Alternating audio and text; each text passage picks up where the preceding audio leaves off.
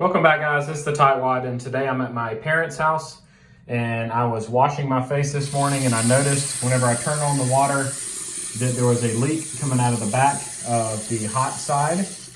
And I'm going to show you today how to fix that. You do not need a whole faucet. Don't panic. The fix for this is actually less than $4. There are a few different places that your sink can leak on the top side, and one of the places is right here around the valve. And that's what we're going to be looking at today primarily, but it can leak on either the hot or the cold side.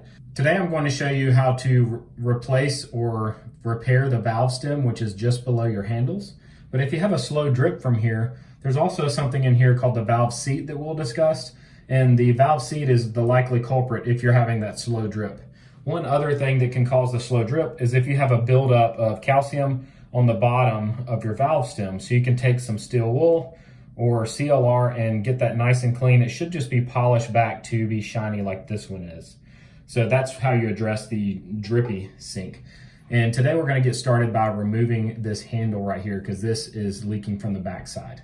The first step in working on any sink or faucet is to turn off the water. And today I'm working on the hot side, but just in case someone comes and turns on the cold water, I suggest you go ahead and turn that off too.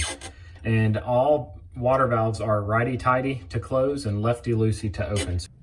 And then you want to check on the top to make sure no water is coming out. The next step for today is to put a stopper in or pull up your stopper to seal this off so that any screws that you drop while you're working or parts don't end up going down your drain. Today we are working only on the hot side, and to start you just have to twist this out. This is a Delta faucet and most of them are made similarly. Once you have the handle off, you need an Allen wrench or a hex key to take this piece off. It doesn't have to come all the way out. All this is doing is pushing against a flat side on the valve stem that's under here and keeping it from spinning continuously. So you can actually leave it still in here. If you do take it all the way off, you can just leave it sitting on top of the Allen wrench or hex key here, and that just prevents you from losing it. There is a screw in the top of your valve stem. It's not essential to take off. You can leave that seated right there. But we do have to take off this nut that holds the valve stem in place. So I just have an adjustable wrench here. And I'll get it started with that, and then I should be able to get the rest off with my fingers. It's now time to lift this piece out. This is called the valve stem. And you can sometimes grab it with your hand. This one's a little bit loose. Or you can grab a pair of channel locks or pliers and grab this top metal part of the stem and lift it up. And this is what actually controls the water cutting on and off inside your sink. And there's a few different parts to it. These can be replaced. The whole thing can be replaced. If you go to the store, make sure you take it with you because there are a few different models for even a Delta faucet, but make sure you get one for a Delta. But they also have O-rings on them. So today, all we're going to be doing is replacing this O-ring. So I'm going to pull this off from the middle. You can use a small screwdriver if you need to, but I'm going to pull off this old O-ring. You can feel it's a little bit brittle and it's not quite rounded on the sides. And we purchased a faucet repair kit. We made sure it was for a Delta, and it comes with a lot of different parts in here. So I'm going to show you the parts that come with it. It comes with several different size washers. This is a universal kit for Delta. All we need is the one that's the same size as the one that we took off. And then we also need this piece, which is called the seat. And then this piece, which is the spring. To put the new O-ring on, you just get it started around the bottom side here, and then just slowly roll it into the groove that is right where it came off of. And you can set this to the side for now. There's a good chance that it's full of water, so you can take a paper towel and dip down in there to soak the water out so you can see what you're doing. And I'm doing it really today so that I can show you what I'm doing. With the water out, you can now see that the seat is right over here on this side. It has the spring on the bottom and then the rubber seat right above it, and you can just stick your screwdriver in there and pull it out. Notice the orientation of the spring when you pull it out. There is a taper that goes up towards the handle of the faucet. So this is the seat and the spring that I removed, and you'll see that there is a taper going towards the rubber seat. So the bigger part or the wider part of the spring is going to go in first when we put it back in. And also the seat has a rounded over part at the top and a sharper edge on the bottom piece.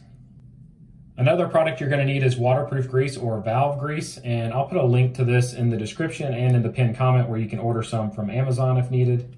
And I'll also do the same with all the other materials that I'm using today. But just squirt a little bit on your finger and then rub it around the O-ring. This is going to keep the O-ring from grabbing onto anything when we install it so that it'll seat itself properly.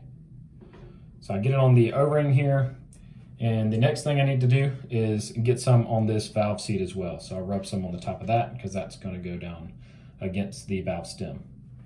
Now I have my spring and I have the taper going up towards the seat, and you can put it back on your screwdriver and slide it down into the hole, and then just let all the spring and the seat slide down into place. I'd really appreciate it if you'd take time to hit that subscribe button and then turn on notifications for my channel as well. All right, now have it seated properly. You'll know it's seated properly when you can push on it and you can feel it spring up and down. Now I'm going to put the valve stem in, but before I do that, I'm going to check the bottom and make sure it's nice and clean. And I'm putting some more waterproof grease or valve grease on the bottom. Notice where the notches are in the sides of your valve stem, and they go right here in the notches on the faucet itself. And then you want to push that into place. And you should be able to feel it move up and down a little bit if you push on it. The next thing we need to do is put the nut back on, and the nut had the bevel side up, so the part that the tool goes on was down on this and the bevel side was up. And I'm going to start screwing that on righty-tighty, lefty-loosey. Sometimes it's easiest to get these metal fittings going correctly if you spin them counterclockwise first until you feel the threads lock into place, and then you can spin them back clockwise to tighten them down. That keeps you from cross-threading it. And I do have some of that waterproof grease on my hand, so it's making it a little bit difficult to get that screwed in. So instead I'm going to grab my adjustable wrench and tighten it the rest of the way down.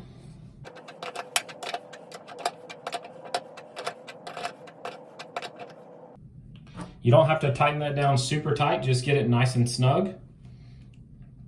And now it is time to replace the handle. The hole where the handle screws in on here goes out, and you also have the seat here that's going to go against the flat part of this post. So I'm going to push that down on there. Make sure it's down nice and snug, and then I'm going to tighten up your Allen key.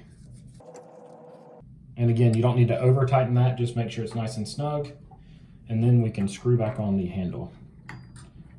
And everything on here is threaded righty-tighty, lefty-loosey. Before we turn on our water to test, I'm going to dry up all the water that was here from the previously defective O-ring. And now I'm going to make sure my drain is open. I'm going to cut on both water valves.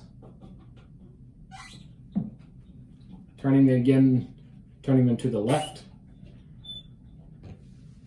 All right, and with the water all dried up and the valve turned back on, we can open this and you see that we have no more leak coming down the back.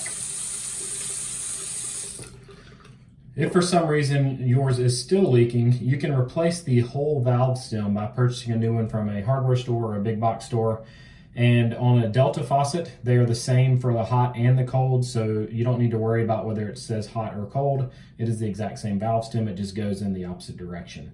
So just replace the whole valve stem, still using the waterproof grease on all the rubber parts, and you should be good to go. If you have any questions, make sure you post them in the comment section below and I'll be sure to reply. Give this video a thumbs up if it helped you out today. Click any of the videos shown on the screen right now and they'll open right up on your device. Don't forget to check the description for the video or the pinned comment for any follow-up information, and also to get links to all the products used today. And I hope you guys have a great day.